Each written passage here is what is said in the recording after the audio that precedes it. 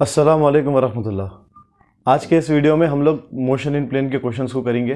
तो उसमें से पहला क्वेश्चन कुछ इस तरह का है कि if a vector A bar equal to 3i cap plus 4j cap and B bar equal to 7i cap plus 24j cap, है ना, the vector having the same magnitude as B and parallel to A S. ठीक है, question आपको नीचे आया होगा। तो हमको इन चार ऑप्शंस में से एक ऐसा ऑप्शन निकालना है जिसका मैग्नीट्यूड b के वैसा रहना, जिसका मैग्नीट्यूड b के जैसा रहना और जो वेक्टर किसके पैरेलल रहना, a के पैरेलल रहना।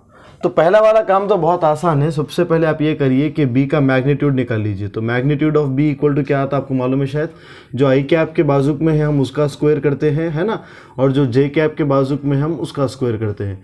तो यहाँ पर ये हो जाएगा 7 का square will give you 49 plus 24 का स्क्वायर कितना होता है, 24 का स्क्वायर आपको करने आता होगा शायद। यहाँ पर 24 इंटू 24 करते हैं हम लोग, है ना। 4 4 ज़ा 16, है ना, 4 2 ज़ा 8, 8 प्लस 1 9, 2 4 ज़ा 8, 2 2 ज़ा 4। तो यहाँ पर आएगा 6 और ये हो जाएगा 576। और अगर आप 576 में 49 को ऐड करोगे तो आपको आएगा अंडर रूट 625, है ना। इन दोनों को ऐड करने के बाद 625 आएगा। और 625 का रूट क्या होता है 25, यानी कि magnitude of b is equals to क्या आ रहा है 25। तो यहाँ पर ऐसा कौन है जिसका मैग्नीट्यूड 25 आता है। तो अगर आप पहले वाले का मैग्नीट्यूड देखोगे तो अंडर रूट हो जाएगा अंडर रूट 5 का स्क्वायर यानी कि 25 प्लस 20 का स्क्वायर। तो 20 का स्क्वायर क्या होता है 400। तो अंडर रूट 425 आ रहा, तो ये तो नहीं हो सकता, है ना। ऑप्शन ए का मैग्नीट्यूड b के मैग्नीट्यूड के वैसा नहीं है। बी वाले को देखिए, बी वाले में अगर आप देखोगे तो 15 का अगर आप स्क्वायर करोगे, 15 का अगर आप स्क्वायर करोगे तो आपको आएगा 225। और अगर आप 10 का स्क्वायर करोगे तो आपको आएगा 100, है ना। तो अगर इसको ऐड करोगे तो आपको आएगा अंडर रूट 325। तो अंडर रूट 325 भी एक्सेप्टेबल नहीं है, अपने को अंडर रूट 625 आना चाहिए, यानी कि 25 आना चाहिए। तो नेक्स्ट ऑप्शन में देखेंगे हम लोग, नेक्स्ट ऑप्शन सी को देखिए। अगर आप 20 का स्क्वायर करोगे तो आपको 400 आएगा और अगर आप 15 का स्क्वायर करोगे तो आपको आएगा 225। तो यहाँ पर आ रहा है 625, तो ऑप्शन सी हो सकता है। और अगर आप इसका करोगे तो सेम आएगा, 15 का स्क्वायर 225, 20 का स्क्वायर 400, तो 225 plus 400 again this will also give you under root 625। तो ये भी ऑप्शन हो सकता है क्योंकि इन दोनों का मैग्नीट्यूड बी के इक्वल है। अब दूसरी जो इन्फॉर्मेशन हमको दिया था उन्हें कि इन दोनों में से आंसर वो होगा जिसका मैग्नीट्यूड बी की तरह हो मगर जो ए के पैरेलल में हो। तो कोई वेक्टर किसी वेक्टर के पैरेलल है कि नहीं कैसा मालूम होता, मालूम सिंपल, यूनिट वेक्टर मालूम करना। अगर एक वेक्टर का यूनिट वेक्टर दूसरे वेक्टर के यूनिट वेक्टर के इक्वल है मतलब वो दो वेक्टर एक दूसरे के पैरेलल है। ठीक है, तो हम लोग ये काम ये करेंगे कि ए का यूनिट वेक्टर मालूम करेंगे। जैसा आपको मालूम है कि यूनिट वेक्टर अगर मालूम करना है तो हम लोग पढ़े थे कि यूनिट वेक्टर के लिए हमको क्या करना है, वेक्टर बाय इट्स मैग्नीट्यूड करना है। ठीक है, तो वेक्टर क्या है बच्चों, वेक्टर है 3i cap plus 4j cap, जैसा आपको दिख रहा है यहाँ पर। बाई उसका मैग्नीट्यूड कितना है तो आपको मालूम है, अगर इसका मैग्नीट्यूड निकालोगे तो अंडर रूट आएगा 3 का स्क्वायर यानी कि 9 प्लस 4 का स्क्वायर यानी कि 16, तो अंडर रूट 25 आएगा और 25 का रूट क्या हो जाएगा 5। तो ये है यूनिट वेक्टर ए का। तो अपन एक काम करेंगे, यूनिट वेक्टर मालूम करेंगे सी का और यूनिट वेक्टर मालूम करेंगे डी का। तो अगर आप सी का यूनिट वेक्टर मालूम करोगे तो वो आएगा 20i कैप, है ना, plus 15j cap by its magnitude यानी कि 25।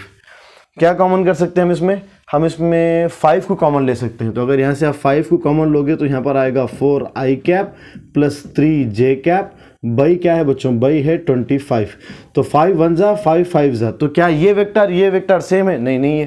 क्यों? क्योंकि यहाँ पर i कैप के बाजुक में 3 है और यहाँ पर i कैप के बाजुक में 4 है। तो सी का यूनिट वेक्टर हमारे ए के यूनिट वेक्टर के वैसा नहीं है, तो सी ऑप्शन और हमारा वेक्टर ए दोनों एक दूसरे के पैरेलल नहीं है। तो अपन एक काम करेंगे, डी ऑप्शन को ट्राई करेंगे। तो डी ऑप्शन में क्या आएगा 15i cap plus 20j cap by इसका मैग्नीट्यूड भी कितना आया था हमको 25।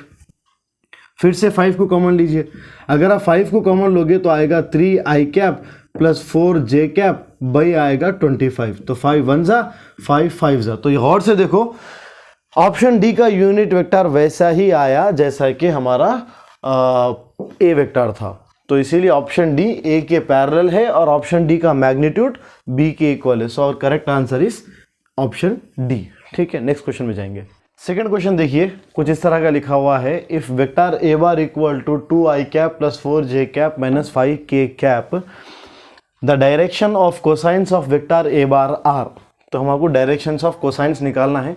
शायद ये कॉन्सेप्ट आपके लिए नया होगा मगर हार्ड नहीं है, बहुत आसान है। ज़रा थोड़ा कॉन्सेप्ट सुनिए, फिर उसके बाद हम लोग आंसर देखेंगे। अगर मान लीजिए कि ये वेक्टर, ये एक्स एक्सिस है, ये वाई एक्सिस है और बीच में से कहीं पर वेक्टर जा रहा है ए, ठीक है, और उन्हें एंगल बना रहा है यहाँ पर कुछ तो भी मान लीजिए अल्फ़ा। तो मैं आपको पढ़ाया था शायद कि वेक्टर जिस साइड के साथ एंगल बनाता है उसके साथ आता है कॉस थीटा। तो ये हो जाएगा ए कॉस अल्फ़ा एक्स एक्सिस में। और वाई एक्सिस में मान लीजिए वेक्टर जो है वाई एक्सिस के साथ एंगल बीटा बना रहा, तो यहाँ पर क्या आ जाएगा भाई, यहाँ पर आ जाएगा कॉस बीटा बोल के। ठीक है, अगर आप चाहो तो यहाँ पर ना एक इस तरह का एक लाइन ड्रॉ कर सकते हो और आप यहाँ पर बोल सकते हो कि कॉस अल्फ़ा किसके इक्वल है भाई, कॉस अल्फ़ा इक्वल है, अदन कट कर दे। चलिए अगला क्वेश्चन देखिए, if vector A bar equal to 2i cap plus 4j cap minus 5k cap then find the direction of cosines of vector A bar. यानी कि हमको डायरेक्शन ऑफ कोसाइंस मालूम करना है। बहुत ही आसान रहता, हार्ड नहीं है। अच्छे से सुनिए एक मरतबा। मान लीजिए कि यहाँ पर एक्स एक्सिस है और यहाँ पर वाई एक्सिस है। ठीक है, नया कॉन्सेप्ट है आपके लिए शायद। तो यहाँ पर ये ओरिजिन है और ये वेक्टर ए बार है। ठीक है, तो मैं क्या बोलूँ मालूम, ये वेक्टर का कितना हिस्सा एक्स एक्सिस पे रहता, तो आप बोलेंगे सर जी ए एक्स रहता है ना, हम लिखे थे हम लोग। और वाई एक्सिस में वेक्टर ए का कितना हिस्सा है, ए वाई है। ठीक है, तो यहाँ पर नीचे आ गया ए एक्स और ऊपर क्या आ गया, ए वाई। और मान लीजिए कि ये वेक्टर ए यहाँ पर एक्स एक्सिस के साथ अल्फ़ा एंगल बना रहा और वाई एक्सिस के साथ बीटा एंगल बना रहा। ठीक है, तो आपको जैसा मालूम है, अगर हम चाहे तो यहाँ पर एक नॉर्मल ड्रॉ कर सकते हैं, बिल्कुल। तो हमको एक राइट एंगल ट्रायंगल दिख रहा। अगर मैं इसमें कॉस अल्फ़ा निकालूं तो कॉस अल्फ़ा यानी कि कॉस थीटा किसके इक्वल रहता, कॉस थीटा इक्वल रहता एडजेसेंट बाई हाइपोटेन्यूस के। ठीक है, तो कॉस अल्फ़ा का कॉस अल्फ़ा लिखेंगे हम लोग। एडजेसेंट साइड कितना है, ए एक्स, और हाइपोटेन्यूस कितना है, ए। तो इसका मतलब ये है सिंपल, अगर आपको डायरेक्शन ऑफ कोसाइन निकालना है तो कोसाइन एक्स एक्सिस के साथ अलग निकलता, कॉस वाई एक्सिस के साथ यानी कि कॉस बीटा भी निकलता। जैसे यहाँ पर बता सकता हूँ मैं आपको, कैसे बता सकता हूँ, मान लीजिए कि यहाँ पर हम लोग एक ऐसे लाइन एक्स्ट्रा खींच दिए। ठीक है, तो हमको ऊपर वाला ट्रायंगल भी, ऊपर वाला भी इस तरह का हमको एक ट्रायंगल दिख रहा है ना, इस तरह का एक ट्रायंगल दिख रहा है जहाँ पर यहाँ पर क्या है बच्चों, बीटा है। और ये वाले हिस्से में क्या लिखा हुआ है, ये वाले हिस्से में ए वाई लिखा हुआ है और हाइपोटेन्यूस क्या है, ए है। तो अगर आपको पूछे हम कॉस बीटा किसके इक्वल रहता, तो आप क्या बोलते कि cos beta is equal two adjacent side. Adjacent side ये वाला है कि ये वाला है, नहीं ये वाला तो अपोजिट है, एंगल के अपोजिट है। तो एडजेसेंट क्या है, ए वाई है। तो और एडजेसेंट बाय हाइपोटेन्यूस क्या है, ए है। तो सिंपल कॉस अल्फा चाहिए तो ए एक्स बाई मॉड ए यानी कि वेक्टर ए करना पड़ेगा, टोटल वेक्टर। कॉस बीटा चाहिए तो ए वाई बाई ए। और सिमिलरली अगर आपको कॉस गामा चाहिए जेड एक्सिस के साथ तो आपको क्या करना चाहिए, ए जेड बाई ए। ठीक है, ए का मतलब क्या है, मैग्नीट्यूड ऑफ ए की टोटल वैल्यू। तो हमको ने बोला direction of cosines of this vector, तो क्या करना पड़ेगा, बहुत सिंपल कॉस अल्फा चाहिए, हाँ, तो cos alpha will be equal to A X. तो ये आई के बाजू में जो भी रहता वो ए का एक्स कॉम्पोनेंट रहता। तो इनडायरेक्टली ये ए वेक्टर ऐसा लिखा हुआ है, कैसा लिखा हुआ है, ए एक्स आई कैप प्लस ए वाई जे कैप, है ना, सॉरी, प्लस ए जेड के कैप। तो ए एक्स की वैल्यू क्या है, 2 है, तो क्या हो जाएगा 2 बाई ए की टोटल वैल्यू।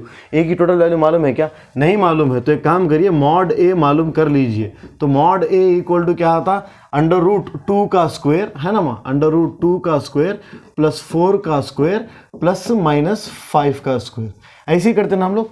तो 2 का स्क्वायर कितना आएगा, 2 का स्क्वायर आ जाएगा 4, 4 का स्क्वायर कितना आएगा 16, और इसी तरह से आपके माइनस 5 का स्क्वायर क्या आएगा, माइनस का स्क्वायर प्लस हो जाता, और 5 का square will give you how much 25। तो ये सब मिला के हो जाएगा अंडर रूट 45। तो कॉस अल्फा किसके इक्वल आएगा, कॉस अल्फा इक्वल आएगा a x by mod a x by mod a. और कॉस बीटा इक्वल आएगा ए वाई की वैल्यू क्या है 4, तो यहाँ पर क्या आ जाएगा 4 बाई रूट 45। और कॉस गामा आ जाएगा ए जेड यानी कि -5 है, तो -5 बाई रूट 45। तो ये है आपके डायरेक्शन ऑफ कोसाइंस, तो अगर आप ऑप्शंस देखोगे तो आपको जो सबसे ज़्यादा सूटेबल ऑप्शन दिखेगा वो होगा option A. So option A is correct. Next question देखिए, क्वेश्चन कुछ इस तरह का है कि the angle made by the vector A bar equal to I cap plus J cap with the X axis, मतलब ये वेक्टर एक्स एक्सिस के साथ कितना एंगल बनाता है। अगर एक वेक्टर देके उसका एंगल पूछ रहा हूँ विद एक्स एक्सिस या वाई एक्सिस, कैसा करना ज़रा देखिए, बहुत ही सिंपल। क्या करना है, पहले अपने को वही एक्स एक्सिस डालना है, वही वाई एक्सिस डालना है। लिखते लिखते थक गया अपन अब तक तो, है ना। तो आई कैप के बाजू में क्या है बच्चों, कुछ भी नहीं है तो 1 रहता है, यानी कि यहाँ पर ए एक्स की वैल्यू क्या है, ए का एक्स कॉम्पोनेंट कितना है 1। और जे कैप के बाजू में वैल्यू क्या है बच्चों, कुछ भी नहीं रहे तो क्या रहता 1, तो यानी कि ए वाई इक्वल टू क्या है 1। तो यहाँ पर है 1, ठीक है ना बच्चों। और वाई एक्सिस में भी कितना है बच्चों, वाई एक्सिस में भी है 1, यानी कि वाई एक्सिस में भी कितना गया वो 1 मीटर, समझो आप लोग 1 मीटर, ठीक है। नहीं तो मीटर की को हटा ही दो आप। यहाँ पर एक्स में भी 1 है और वाई में भी 1 है। अगर आप टोटल वेक्टर मालूम करोगे, टोटल वेक्टर जो कि बीच में से जा रहा ए, अगर इसका मैग्नीट्यूड मालूम करोगे तो आपको कितना आएगा, mod A will be equal to under root A X का स्क्वायर प्लस ए वाई का स्क्वायर, मतलब आई कैप के बाजू जो है उसका स्क्वायर प्लस जे कैप के बाजू में जो है उसका स्क्वायर। तो 1 का स्क्वायर इज 1, 1 का स्क्वायर इज 1, टोटल 1 + 1 = 2। तो कितना आ गया √2, मतलब इसका वैल्यू कितना है √2। तो हमको असल में ये एंगल बनाना मालूम करना है, the angle made by the vector A with x axis, तो हमको ये वाला एंगल मालूम करना है। तो आप कुछ भी लेके कर सकते हैं, जैसा मिसाल के तौर पे मैं tan थीटा लेके करूं तो tan थीटा इक्वल टू क्या आता, tan थीटा इक्वल टू आता अपोजिट बाई एडजेसेंट। तो अपोजिट क्या है इसमें, अपोजिट है 1, एडजेसेंट है 1, तो 1/1 क्या होता 1, यानी कि tan theta equal to 1। tan theta की वैल्यू 1 कब आती, थीटा इक्वल टू 45 डिग्रीज पे आती। तो ये आंसर है। अगर आप चाहो तो sin थीटा निकाल सकते हैं यहाँ पर, तो sin थीटा इक्वल टू क्या आता, sin थीटा इक्वल टू आता अपोजिट बाई हाइपोटेनस। अपोजिट है 1, हाइपोटेनस है √2, तो sin थीटा की वैल्यू √2 कब आती, 45 डिग्रीज पे आती। मगर इतना लंबा करने की जरूरत है ही नहीं, हमेशा याद रख लो शॉर्टकट। अगर एक वेक्टर दिया ए बार इक्वल टू ऐसे करके, कैसे करके दिया, ए एक्स आई कैप प्लस ए वाई जे कैप, तो याद रखो एंगल मालूम करो बोला तो ऐसे करना है हमको, tan theta equal to A Y by A X करना है। क्या करना है, tan theta equal to A Y by A X. तो यहाँ पर ए वाई क्या है, ए वाई क्या है 1, ए एक्स क्या है 1, तो 1/1 क्या होता 1। तो जो बाकी बताया आपको मैं 1/1 equal to 1, tan theta equal to 1। tan theta की वैल्यू 1 कब आती, थीटा इक्वल टू 45 डिग्री पे आती।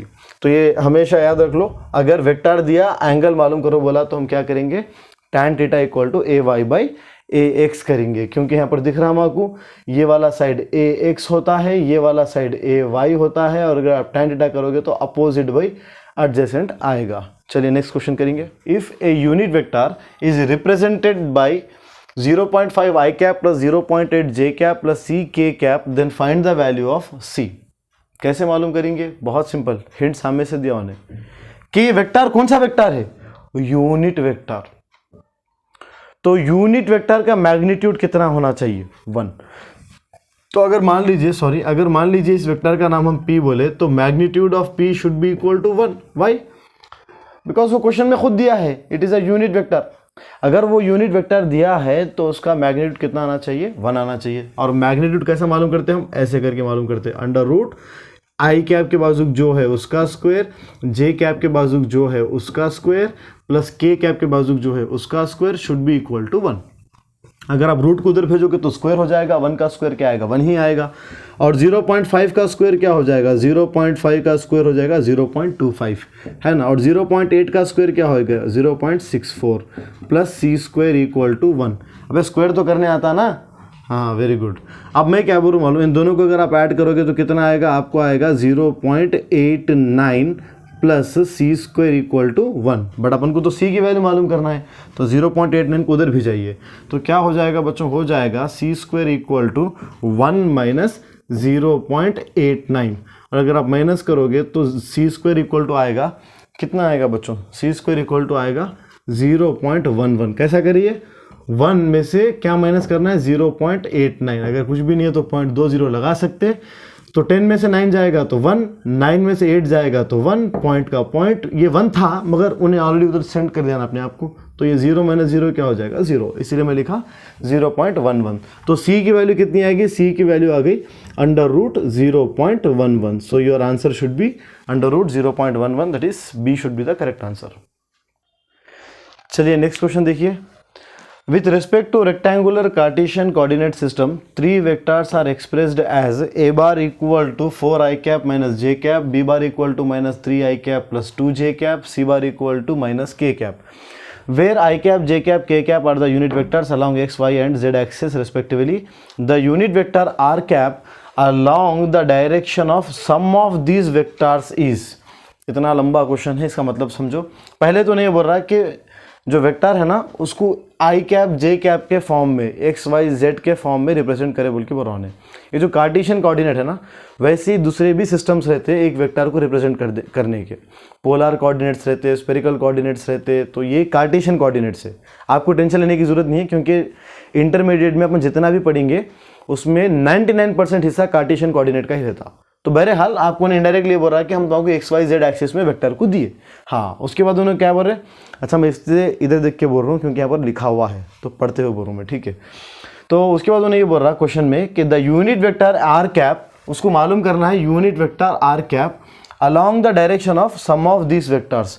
मतलब इनको ऐड करने के बाद जो वेक्टर आता ना, इनको ऐड करने के बाद जो वेक्टर आता ना, उसका वो वेक्टर का डायरेक्शन मालूम करना है अपने को। वो वेक्टर का क्या मालूम करना है, डायरेक्शन। जैसा मैं आपको बोला डायरेक्शन मालूम करना है तो क्या मालूम करना है, यूनिट वेक्टर। शॉर्टकट बोल तो इन सबका सम करने के बाद जो वेक्टर आता ना, एडिशन करने के बाद, वो वेक्टर का यूनिट वेक्टर मालूम करना है।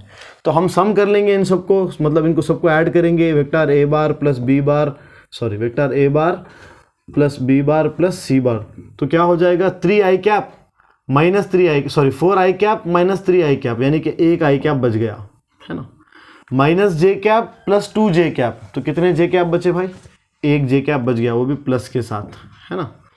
और यहाँ पर भी k कैप नहीं है, यहाँ पर भी k कैप नहीं है, खाली साथ में कैप है सब माइनस k कैप। मतलब इनको आप ऐड करोगे तो आपको क्या आएगा, i cap plus j cap minus k cap. और अपने को मालूम है कि ये पूरे सम को हम बोल देंगे, एक वेक्टर का नाम लगा देंगे r बार, और हमको इसी वेक्टर का यूनिट वेक्टर मालूम करना है, उसका डायरेक्शन मालूम करना है। तो r कैप इक्वल टू क्या आता, r bar by mod r। तो r बार क्या है बच्चों, r बार है i cap plus j cap minus k cap by under root, इसका हमको मॉड चाहिए। तो मॉड के लिए क्या करना पड़ेगा, mod r will be equal to under root i के बाजुक जो है उसका स्क्वायर, j के बाजुक जो है उसका स्क्वायर, k के बाजुक जो है उसका स्क्वायर। तो अगर आप करोगे तो 1 का स्क्वायर इज 1, 1 का स्क्वायर इज 1, माइनस 1 का स्क्वायर भी क्या आएगा 1। तो टोटल कितना आ गया हमको √3। So your answer should be i cap plus j cap minus k cap by √3। So the answer should be A. अगला क्वेश्चन देखिए, vector p bar makes an angle alpha, beta, gamma with x, y and z axis respectively. Then sin square alpha plus cos square, sorry sin square beta plus sin square gamma equal to what, है ना जी बच्चों। अभी थोड़ी देर पहले आपको बोला था मैं कि जो ये cos alpha होता है वो किसके इक्वल होता है बच्चों, वो होता है ax by mod a, यानी कि a के मैग्नीट्यूड के इक्वल होता है। और इसी तरह से मैं बोला था आपको कि cos बीटा जो होता है वो किसके इक्वल होता है, ay by mod a, मतलब टोटल वेक्टर है ना। और cos गामा जो होता है, cos गामा किसके इक्वल होता है भाई, az बाई मॉड a।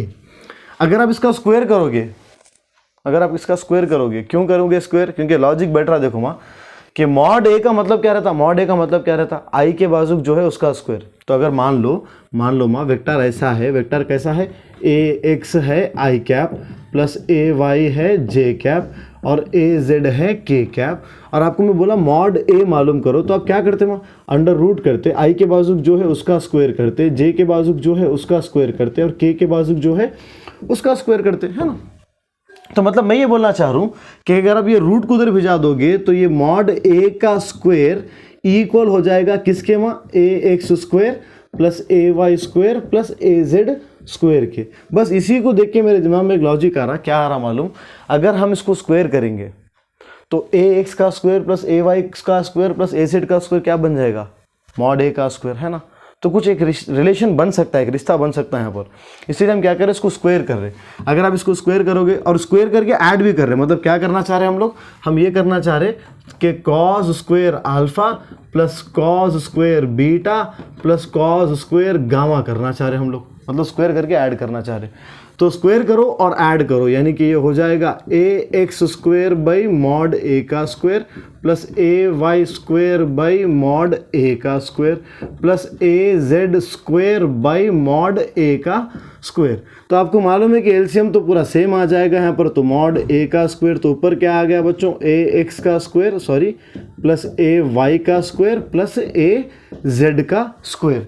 और आपको मालूम है कि ए x square plus A y square plus a z square किसके इक्वल है, मॉड ए स्क्वायर के इक्वल है। तो मतलब इनकी जगह पे हम लिख सकते हैं मॉड ए का स्क्वायर, नीचे तो मॉड ए का स्क्वायर पहले से ही था, दोनों कैंसिल होकर क्या आते हैं बच्चों, 1। यानी कि बहुत ही इंपॉर्टेंट रिलेशन है ये कि डायरेक्शन ऑफ कोसाइंस का square, cos square alpha plus cos square beta plus cos square gamma किसके इक्वल रहता बच्चों, हमेशा 1 के इक्वल रहता, हमेशा 1 के इक्वल रहता। तो अगर cos square alpha plus cos square beta plus cos square gamma equal to 1 है, तो हम आपको क्वेश्चन में पूछ रहा हूँ कि साइन स्क्वायर का क्या होता। तो साइन स्क्वायर का क्या होता मालूम, इसको हम थोड़ा सा रब करेंगे और फिर उसके बाद पढ़ने की कोशिश करेंगे। नहीं पॉज मत करो वीडियो को, रहने तो देख लीजिए, 1 मिनट रुको, ख़त्म कर देंगे इसको यहाँ पर हम लोग। राइट, चलिए राइट, ज़रा देखिए सर, आपको याद है शायद ये relation sine square theta plus cos square theta equal to 1 होता बोल के, है ना। तो इस हिसाब से मुझे आप बोलिए कि कॉस स्क्वायर थीटा क्या किसके इक्वल रहता, साइन स्क्वायर थीटा को उधर लेकर आओ तो ये क्या हो जाता माँ, 1 माइनस साइन स्क्वायर थीटा होता। मतलब कॉस स्क्वायर थीटा की जगह पे 1 माइनस साइन स्क्वायर थीटा हम लोग लिख सकते। बस मैं वही बोल रहा हूँ कि कॉस स्क्वायर अल्फा था ना, कॉस स्क्वायर अल्फा था प्लस कॉस स्क्वायर बीटा था, अभी हम निकाले ना, कॉस स्क्वायर गामा था, वो किसके इक्वल था, 1 के। तो कॉस स्क्वायर अल्फा की जगह पे 1 माइनस साइन स्क्वायर अल्फा लिखो, तो क्या लिख सकते हैं हम लोग, 1 minus sign square alpha plus वैसे ही कॉस स्क्वायर बीटा की जगह पे 1 माइनस साइन स्क्वायर बीटा लिखो प्लस कॉस स्क्वायर गामा की जगह पे 1 माइनस साइन स्क्वायर गामा लिखो विच इज इक्वल टू 1। ठीक हो गया। अब मैं क्या बोलूँ मालूम, अच्छा सुनिए कि यहाँ पर माइनस साइन स्क्वायर अल्फा है या माइनस साइन स्क्वायर बीटा है या माइनस साइन स्क्वायर गामा है, और यहाँ पर 1 है प्लस 1 है प्लस 1 है, तो टोटल कितने 1 है, 3। और अगर हम माइनस कॉमन निकाल ले तो यहाँ पर हो जाएगा sign square alpha plus sine square beta plus sine square gamma. Sir ये ऐसा कैसा हुआ, क्योंकि हम माइनस को क्या करें, कॉमन निकाल लिए, और वो किसकी इक्वल है बच्चों, 1 के इक्वल है। अब ये पूरे टर्म को वहाँ लेके जाओ, तो ये पूरा टर्म किस में, माइनस में, उधर जाके किस में आता, प्लस में, और ये 1 को उधर लेके आओ, 1 प्लस में है, उधर आके क्या होता, माइनस में।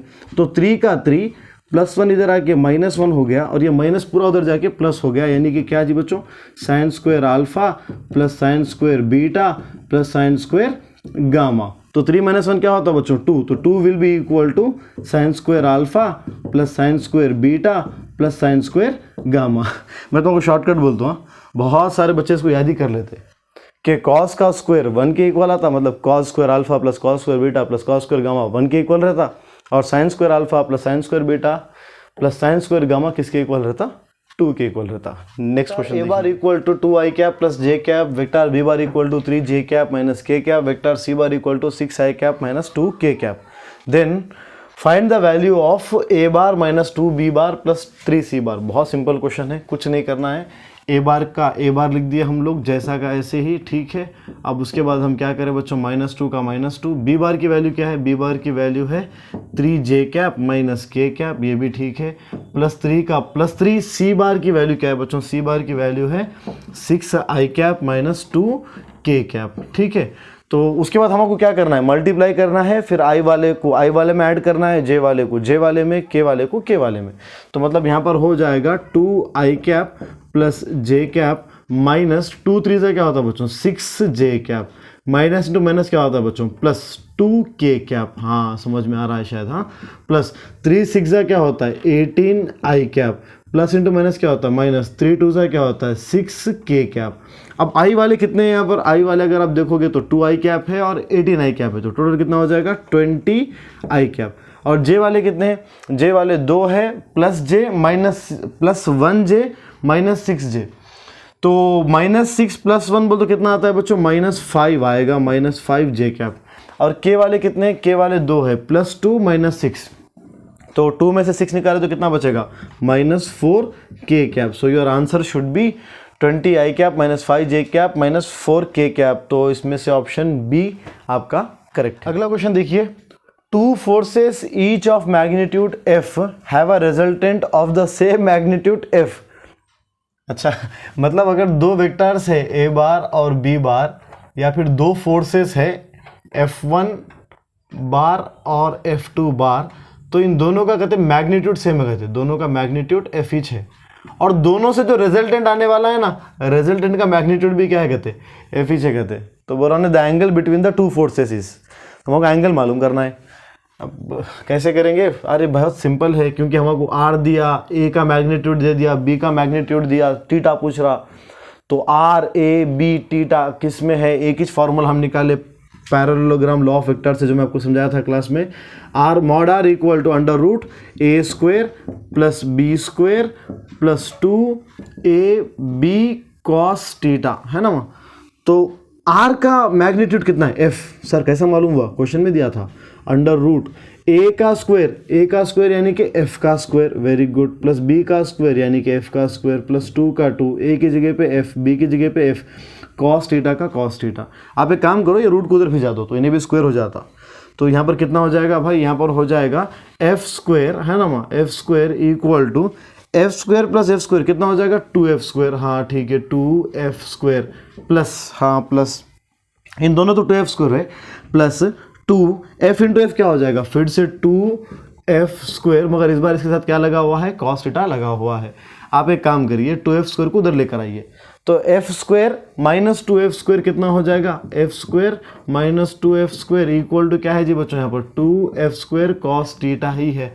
तो ये हो जाएगा -f² equal to 2f² cos theta. तो यहाँ से f² और यहाँ से f² क्या हो गया, कैंसिल, और यहाँ पर क्या बच गया, -1 इक्वल टू 2 cos थीटा। आपको cos थीटा चाहिए ना, 2 को उधर भिजा दीजिए, तो -1/2 इक्वल टू cos थीटा, यानी कि cos थीटा की वैल्यू सोच के बोलिए -1/2 कब आती, cos थीटा की वैल्यू -1/2 कब आती। तो हमारे पास जो ऑप्शन है, एक तो 45 डिग्रीज, नहीं यार cos 45 तो 1/2 होता, तो ऑप्शन ए नहीं है।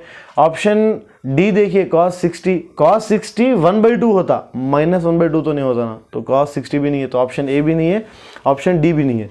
तो बी और सी दोनों में से किसी को चेक करेंगे, पहले हम लोग चेक कर लेंगे किसको, बी को चेक कर लेंगे, 120 cos 120। तो हम इसको क्या लिख सकते हैं, cos 90 + 30 लिख सकते हैं। मैं आपको पढ़ाया था ये ट्रिग्नोमेट्री में कि 90 पहले साइन देखना है, प्लस आएगा कि माइनस आएगा, तो 90 + थीटा सेकंड कोऑर्डिनेट है, सेकंड कोऑर्डिनेट यानी कि माइनस आएगा, है ना। और 90 में फंक्शन चेंज हो जाता, तो cos किस में चेंज होगा, साइन में चेंज होगा, तो sin 30 हो जाएगा। और अपने को पता है कि sin 30 क्या होता है बच्चों, sin 30 होता है 1/2। सो your answer should be 120 degrees, your angle should be 120 degrees. Sir 150 का करके बता दो ऐसे ही थोड़ा सा, तो 150 का देख लो, cos 150 को हम लिख सकते हैं cos 90 + 60, तो सेकंड कोऑर्डिनेट है तो माइनस ही आएगा, 90 में cos चेंज हो जाएगा, किसमें, साइन में चेंज हो जाएगा, तो sin 60 क्या आएगा, -√3/2। So cos 150 will be equal to -√3/2, but हमको -1/2 चाहिए था। So your answer should be 120 degrees. इसके अलावा एक शॉर्टकट ये भी है कि अगर दो वेक्टर्स का मैग्नीट्यूड सेम हो और उनके रिजल्टेंट का मैग्नीट्यूड उनकी ही तरह हो, तो हमेशा एंगल 120 ही होता है। ठीक है, नोट पॉइंट्स में शायद हम आगे आपको लिखाएंगे, बट अगर आपको याद नहीं भी होगा ये नोट पॉइंट, तो भी आप इसको डेराइव इस तरह से कर ले सकते हैं जल्दी से। वो भी नेक्स्ट अगला क्वेश्चन देखिए, कुछ इस तरह का लिखा हुआ है, 2 vectors a bar and b bar lie in a plane, तो a बार और b बार दोनों एक ही प्लेन में है। Another vector c bar lies outside this plane, मतलब अगर इन दोनों xy प्लेन में है तो vector c bar z plane में है, बोले ऐसा। Then the resultant of this 3 vectors, अगर इन तीनों का रिजल्टेंट निकाले तो a bar + b bar + c bar क्या होगा, lies in the plane containing a and b, नहीं, क्योंकि अब वो अलग बीच में से आएगा आंसर, ठीक है, तो a और b के प्लेन में नहीं आएगा answer. Lies in the plane containing b and c, नहीं, ये भी आंसर नहीं है। ऑप्शन ए लिखा है can be 0, it can not be 0। क्यों, कई को बोल तो जो तीसरा वाला c वेक्टर है ना, उन्हें दूसरे प्लेन में है, उसको कैंसिल करने के लिए उसी प्लेन में कोई और एक वेक्टर इसके खिलाफ होना चाहिए, कोई है क्या, नहीं है, तो answer should be B, can not be 0। अगला क्वेश्चन देखिए, the magnitude of vectors A bar B bar and C bar are respectively 12, 5 and 13, मतलब तीनों का मैग्नीट्यूड दे दिया उन्हें, ए का, बी का और सी का। और उसके बाद लिखा उन्हें and a bar plus b bar equal to c bar, यानी कि जो सी बार है ना वो ए बार और बी बार का रिजल्टेंट है, ए बार और बी बार का रिजल्टेंट है, मतलब ये सी ही हमारा आर है, ठीक है। तो उसके बाद लिखा हुआ है then the angle between A and B, हमको एंगल मालूम करना है। यार फिर से वही क्वेश्चन हो गया, ए बी आर मालूम करना है, सॉरी ए बी आर दिया हुआ है, थीटा मालूम करना है, तो हम क्या यूज़ करेंगे, वही हमारा parallelogram, mod R equal to under root A square plus B square plus 2ab cos theta. Mod R कितना है बच्चों, मतलब सी की वैल्यू कितनी है रिजल्टेंट की 13, तो यहाँ पर लिख देंगे 13 इक्वल टू अंडर रूट ए का स्क्वायर यानी कि 12 का स्क्वायर, ओके ठीक है ना माँ, प्लस बी का स्क्वायर यानी कि 5 का square, okay, plus 2 into 12 into B यानी कि 5 इंटू कॉस टीटा, जो कि अपने को मालूम करना है। अच्छा ये रूट का अगर इधर लेके आएंगे तो स्क्वायर हो जाएगा, और 13 का स्क्वायर कितना होता है, 13 का स्क्वायर होता है 169, बराबर बच्चों, बिल्कुल बराबर है। इक्वल टू 12 का स्क्वायर क्या होता है 144, और 5 का स्क्वायर क्या होता है 25, प्लस क्या है जी बच्चों 2 इंटू 12 इंटू 5 कॉस थीटा। अच्छा अगर आप इसको ऐड करोगे तो कितना आएगा 169, और यहाँ पर भी क्या लिखा हुआ है 169, तो ये प्लस 169 इधर आया तो क्या होता है बच्चों माइनस 169 इक्वल टू, अगर आप इसको सॉल्व करोगे तो ये हो जाएगा 2 2 ज़ा 4 है ना, नहीं तो एक काम करेंगे ना 2 5 ज़ा 10, 10 बोलते हो जाएगा 120 है ना, 120 कॉस थीटा। अब मैं ये बोल रहा था कि ये तो हो गया 0 इक्वल टू 120 कॉस थीटा, अगर आप 120 को उधर भिजाओगे तो 0 बाई समथिंग क्या होगा, 0 बाई 120 क्या होगा 0 ही होगा, तो 0 इक्वल टू क्या आ गया बच्चों कॉस थीटा, यानी कि कॉस थीटा इक्वल टू 0 है तो थीटा की कौन सी वैल्यू पर कॉस 0 हो जाता है, तो आपको मालूम है थीटा की 90 डिग्री पे π/2 पे कॉस 0 हो जाता है। So your answer should be π/2। और भी क्वेश्चंस करना था बट इंशाल्लाह हम लोग नेक्स्ट क्लास में इंशाल्लाह उसको कंटिन्यू करेंगे। जज़ाकल्लाहु खैर, अस्सलाम वालेकुम।